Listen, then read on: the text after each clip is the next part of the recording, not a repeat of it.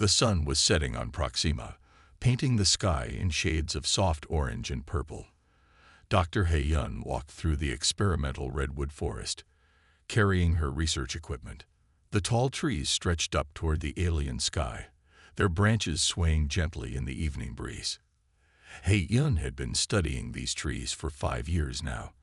They were special trees, brought from Earth over 200 years ago. Her job was to watch how they grew on this new planet. Tonight, though, something was different.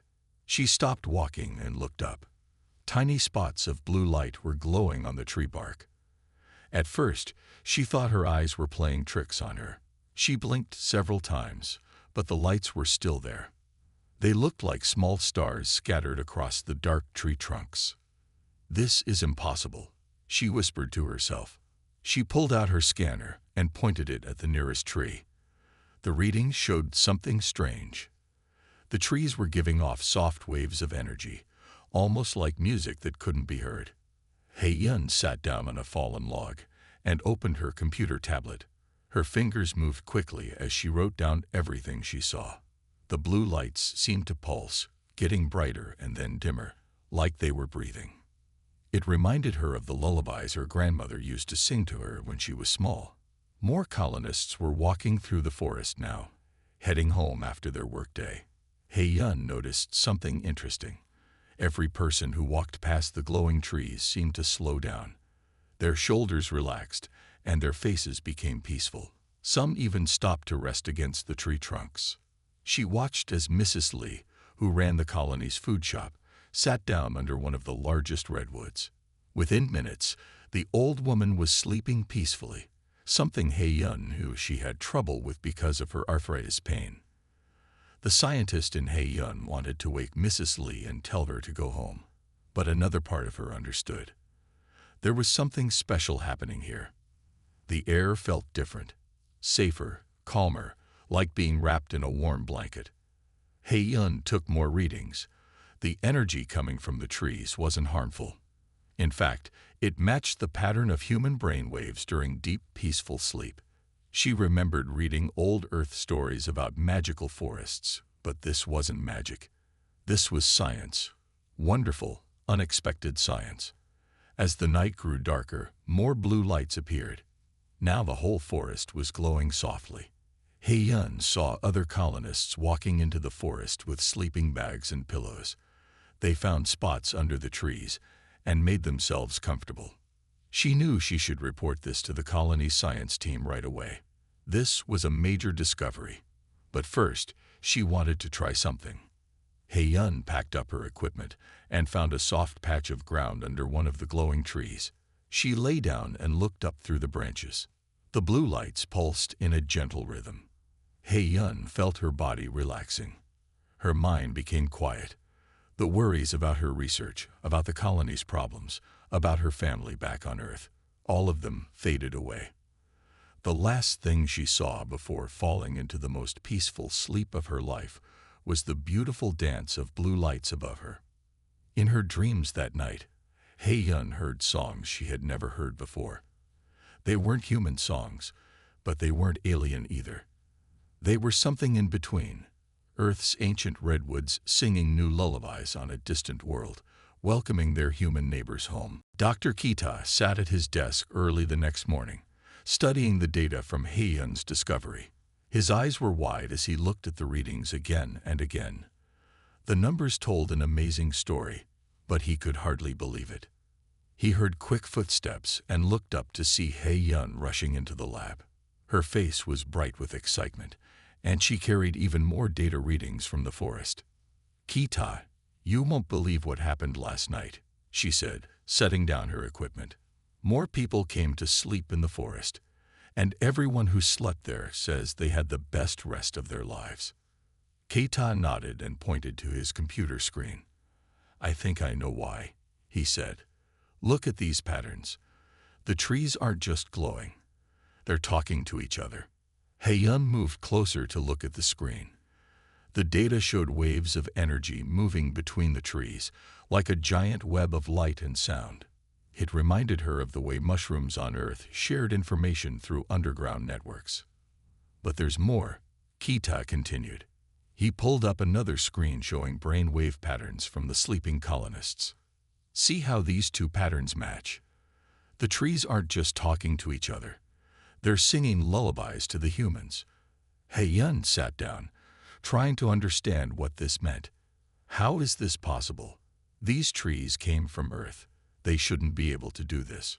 Keita turned to his microscope and showed He-Yun what he had found. In the tree samples, tiny new structures had formed in the cells. These structures were creating the gentle waves of energy that helped people sleep. I think the trees are trying to help us, Kita said softly. They know we're far from home, and they're doing what they can to make us feel safe. Just then, they heard a knock at the lab door. Mrs. Lee from the food shop stood there, holding a basket of fresh bread. Her face looked younger somehow, more relaxed. I wanted to thank you both, she said, placing the basket on a nearby table. I haven't slept so well in years. The pain in my joints is almost gone. He-Yun and Kita shared a look. This was bigger than they had thought. The trees weren't just helping people sleep. They were helping them heal. They spent the rest of the morning running tests and collecting more data. Kita found that the trees' energy patterns changed depending on who was nearby. For children, the patterns were like gentle nursery rhymes.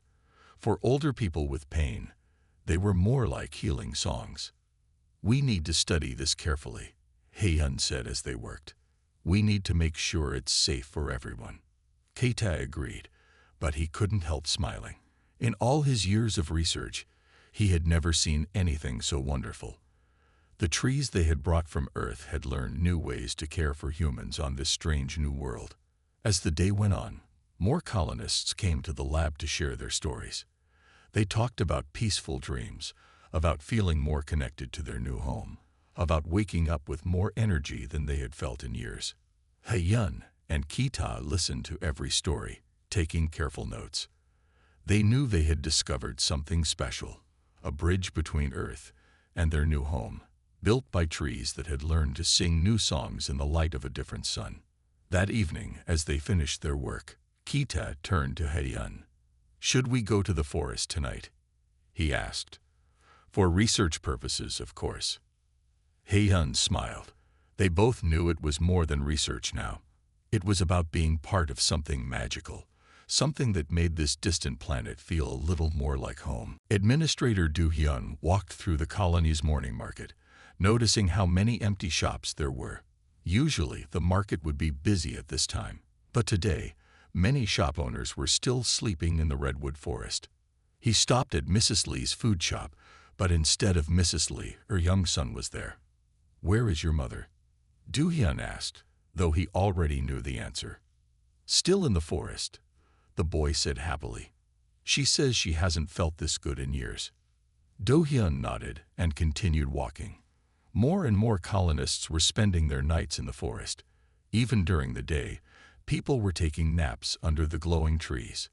The colony's work was starting to slow down. He found He-Yun and Kita in their lab, studying new data from the trees. We need to talk, he said firmly. He-Yun looked up from her computer. She could tell by Do-Hyun's face that something was wrong. What's the matter, Administrator? Half the colony spent last night in the forest, Do-Hyun said. Work isn't getting done. People are missing their shifts. We don't even know if sleeping under these trees is safe. Keita stood up to show Do-Hyun their research. The trees are helping people, he explained. Look at these health readings. Blood pressure is down. Stress levels are lower. Even some chronic illnesses are improving. But Do-Hyun shook his head. And what about side effects? What if people become dependent on the trees to sleep? What if there are long-term problems we can't see yet? He-Yun understood his worries. As the colony's leader, Do-Hyun had to think about everyone's safety. We can set up a study, she suggested. Monitor people carefully. Make sure nothing bad is happening. Just then, they heard a loud crash from outside. They ran to the window and saw that a construction robot had knocked over several boxes. Its operator had fallen asleep at the controls after spending all night in the forest. You see, Do-Hyun said, This is exactly what I'm worried about. We need rules. We need limits. Heyun and Kita looked at each other. They knew Du-hyun was right, but they also knew how much the trees were helping people. The colony had always struggled with sleep problems. The strange light from their new sun, the stress of living so far from Earth, it all made rest difficult. The trees were finally giving people peace. "Give us 1 week," Heyun said. "Let us study the trees more carefully. We'll find a way to make this work safely." Do-hyun thought for a moment. He walked to the window and looked out at the distant forest, its trees glowing softly even in daylight. He remembered how tired everyone used to be, how many mistakes were made because people couldn't sleep well. 3 days, he said finally. "You have 3 days to show me this is safe, and we need a system to make sure essential work still gets done." After Do-hyun left, Heyun and Kita got back to work. They knew they had to find answers quickly, but as they studied their data, they noticed something new. The trees' energy patterns were changing. They were getting stronger, more complex. "Look at this," Kita said, pointing to his screen. "The trees aren't just helping people sleep anymore. They're trying to tell us something." Heyun leaned in to look. In 3 days, they needed to prove the trees were safe. But now it seemed the trees had a message for them. The question was, what were they trying to say? Jin-ah knelt in the soft earth of the redwood forest, carefully collecting soil samples. As the colony's youngest botanist, she often noticed things others missed. Today, something about the soil caught her attention. It sparkled in a way she had never seen before. She carried her samples back to the laboratory, excited to examine them under the microscope. The clock showed early morning, and most of the colony was still asleep, some in their beds, others under the gentle glow of the redwood trees. Through her microscope, Jin-ah saw something amazing. Tiny organisms from Proxima had made their home in the soil around the earth tree's roots. These organisms glowed with the same blue light as the trees. But there was more. The organisms were forming patterns, almost like they were dancing. Jin-ah quickly called Heyun and Kita to show them her discovery. They arrived at the lab still looking sleepy, but their tiredness vanished when they saw what Jin-ah had found. "The trees aren't working alone," Jin-ah explained, pointing to her microscope. "They've made friends with the local life forms. They're working together." Heyun looked through the microscope and gasped. The tiny organisms were indeed moving in patterns that matched the tree's energy waves. But how is this possible? She wondered aloud. Kita studied the data readings. "The trees and these organisms," he said slowly, "they've created something new, something that's never existed before, not on Earth or here." Just then, Jin-ah remembered something from her dreams the night before. She had slept in the forest, and in her dream, she had seen strange but beautiful images. "I think," she said carefully, "the trees are dreaming." At first, Heyun and Kita looked confused. But Jin-ah showed them more evidence. The energy patterns from the trees matched known dream patterns in human brains. The trees weren't just helping people sleep. They were sharing their dreams. "These aren't just earth trees anymore," Jin-ah explained. "And they're not just Proxima life forms either. They're both. They're showing us how to belong here." They spent the next few hours running tests on Jin-ah's samples. Everything supported her theory. The Redwoods had found a way to combine Earth's ancient forest wisdom with the strange new life of Proxima. Together, they had created a bridge between two worlds. Heyun thought about all the colonists who had been sleeping in the forest. "No wonder people feel so much better after sleeping there," she said. "The trees aren't just helping them rest. They're helping them feel at home." Kaita smiled as he looked at the test results. "This could help Administrator Do-hyun understand," he said. "The trees aren't just affecting us. They're teaching us. They're showing us how to live here." Jin-ah carefully packed up her samples, making sure to keep some for further study. As she worked, she remembered more of her dream from the forest. She had seen images of Earth's ancient redwood forests, but also strange and beautiful scenes from Proxima's past. The trees were like storytellers, sharing tales from both worlds. Outside the lab window, the forest glowed softly in the morning light. Now they knew its secret. The trees weren't just trees anymore. They were dreamers, teachers, and bridge builders. They were showing the human colonists how to make a home on this new world, one peaceful night's sleep at a time. The emergency alarms woke everyone in the colony before dawn. Red lights flashed through the corridors as Administrator Do-hyun's voice came over the speakers. All colonists must return to the main shelter immediately. A solar storm is approaching. Hae-yun and Ki-tae rushed to the control room, where Do-hyun stood watching the warning screens. The displays showed a massive storm heading toward their planet. The colony's shields were their only protection against the dangerous radiation. "How strong is it?" Hae-yun asked, looking at the angry red colors on the screen. "Stronger than anything we've seen before," Do-hyun replied. "The shields might not be enough." Through the control room windows, they could see colonists hurrying to the main shelter. But something else caught their attention. The redwood forest was glowing brighter than ever before.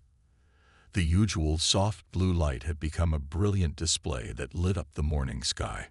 Ki-tae checked his instruments. "The trees," he said with surprise. "They're responding to the storm. The energy patterns are changing." On the screens, they watched as the solar storm approached. The colony's shields activated, creating a protective barrier. But as the storm grew closer, warning lights began to flash. The shields were starting to weaken. "We need to get everyone deeper into the shelter," Do-hyun said. But before he could give the order, something extraordinary happened. The redwood forest's glow intensified even more. A new kind of shield appeared above the colony, one made of light and energy from the trees. It looked like a curtain of shimmering blue waves. "The trees are protecting us," Jinna said from the doorway. She had just arrived with her soil testing equipment. "They're creating their own shield." The solar storm hit with full force. The colony's regular shields strained under the impact, but the tree's energy field held strong, deflecting much of the dangerous radiation. The combined protection of both shields kept everyone safe. However, as the hours passed, Hae-yun noticed something worrying. The tree's light was getting dimmer. "They're using too much energy," she said. "This is draining them." Ki-tae checked his readings and nodded. "If they keep this up, they might not survive. They're giving everything they have to protect us." Do-hyun watched the screens thoughtfully. These same trees he had worried about were now saving the entire colony. "There must be something we can do to help them," he said. Jinna studied her soil samples quickly. The tiny organisms that lived with the tree roots were also getting weaker. The whole network, trees, soil life, and all, was using its energy to keep the colony safe. Through the windows, they could see the beautiful shield of blue light still holding against the storm. But the trees were growing dimmer by the minute. Unless they found a way to help them, the redwoods might not survive their own act of protection. "We need to think fast," Hae-yun said. "The trees learned to help us. Now we need to find a way to help them." The storm showed no signs of ending soon.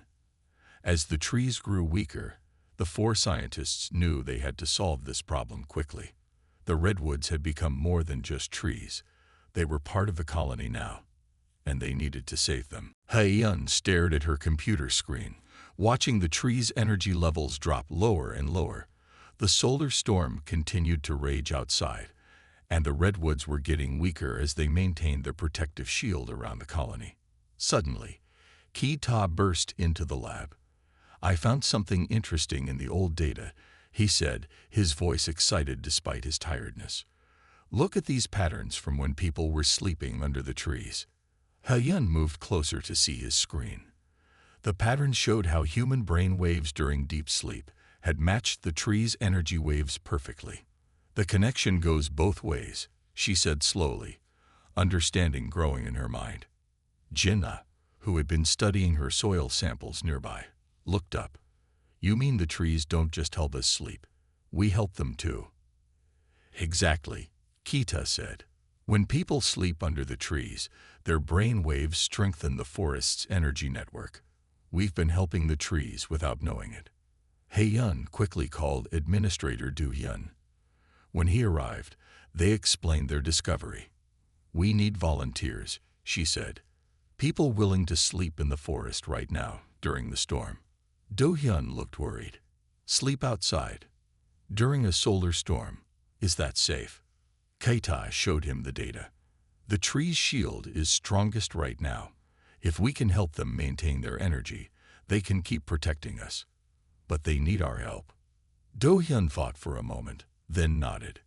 He used the colony's speaker system to explain the situation to everyone.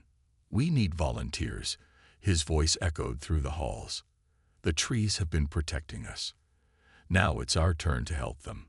The response was immediate. Mrs. Lee was the first to volunteer, followed by many others. Soon, a long line of people stood ready with their sleeping bags, waiting to help the trees that had helped them so much.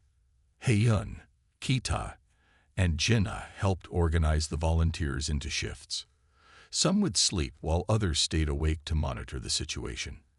As the first group settled under the glowing trees, the scientists watched their instruments carefully. Almost immediately, they saw the results. As people fell asleep under the weakening trees, the forest's energy began to strengthen. The blue shield above the colony grew brighter. The trees seemed to stand taller, their light pulsing with renewed strength. Jinna checked her soil samples again. The tiny organisms living among the tree roots were growing stronger too. The whole network was being recharged by the sleeping colonists. Through the long hours of the storm, people took turns sleeping under the trees. Those who weren't sleeping brought food and water to those who were. The colony worked together, helping the forest that protected them. Hei-yun walked among the sleeping volunteers, checking readings and adjusting equipment. She saw Mrs. Lee sleeping peacefully under a large redwood, her presence helping to keep the protective shield strong. All around her, humans and trees worked together, each helping the other survive. Do-hyun stood at the edge of the forest, watching this amazing partnership. I was wrong to worry, he said quietly to Hei-yun. The trees aren't just using us, and we're not just using them. We're truly helping each other. The solar storm continued, but now they had a way to help the trees stay strong. The colony had discovered something wonderful, not just a solution to the current crisis, but a deeper understanding of how to live in harmony with their new home. 3 months had passed since the solar storm. The redwood forest had grown even more beautiful, its soft blue light now mixed with gentle shades of green and gold. The trees had not just survived, they had grown stronger. Hei-yun sat in her usual spot under the largest redwood, writing notes about the changes they had seen.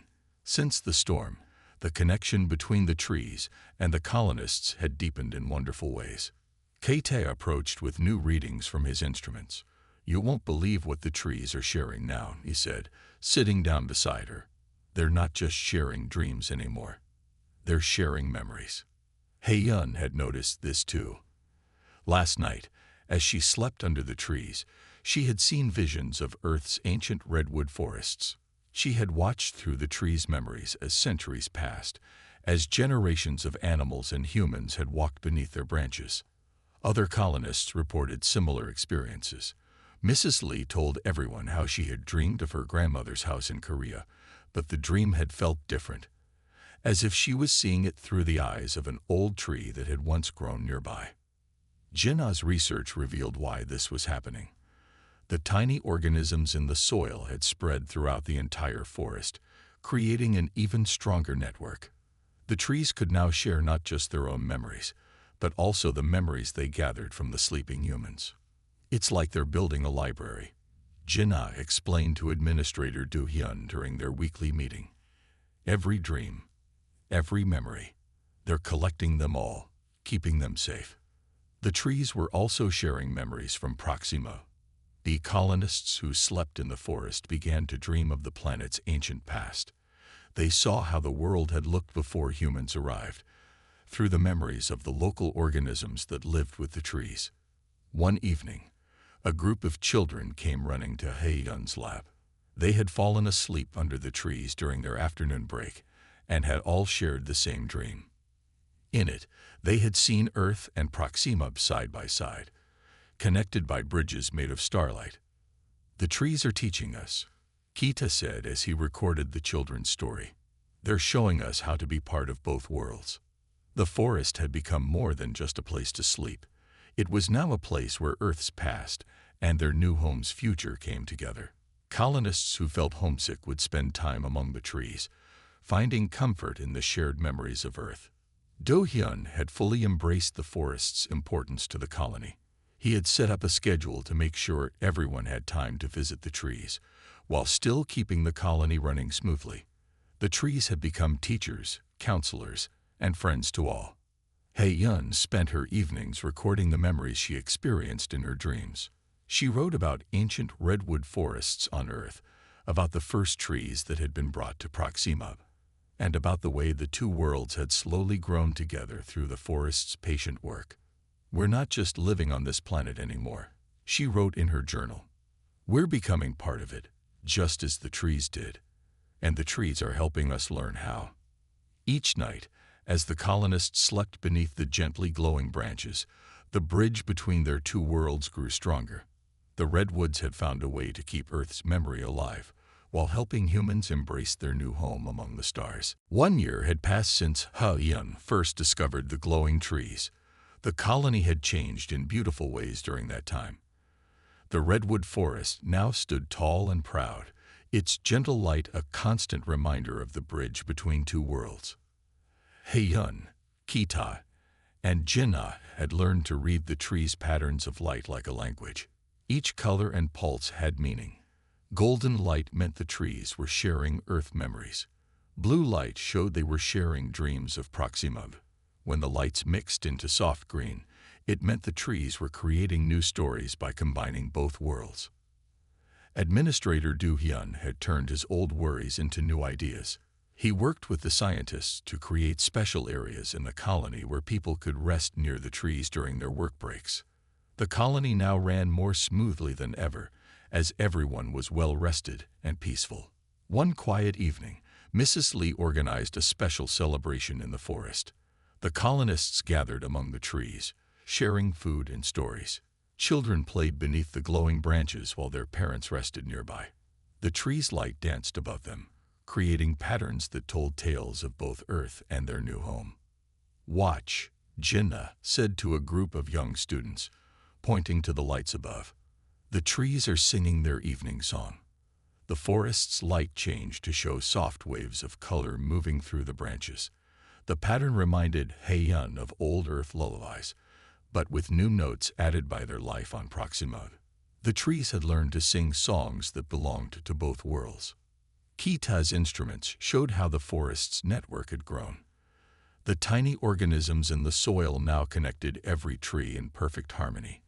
When one tree shared a memory or dream, all the others joined in, creating a symphony of light and energy that wrapped the whole colony in peace. Even the colony's newest members, babies born on Proxima, formed special bonds with the trees. These children had never seen Earth, but through the forest's shared memories, they knew the feel of Earth's sun and the sound of Earth's wind in ancient redwood branches.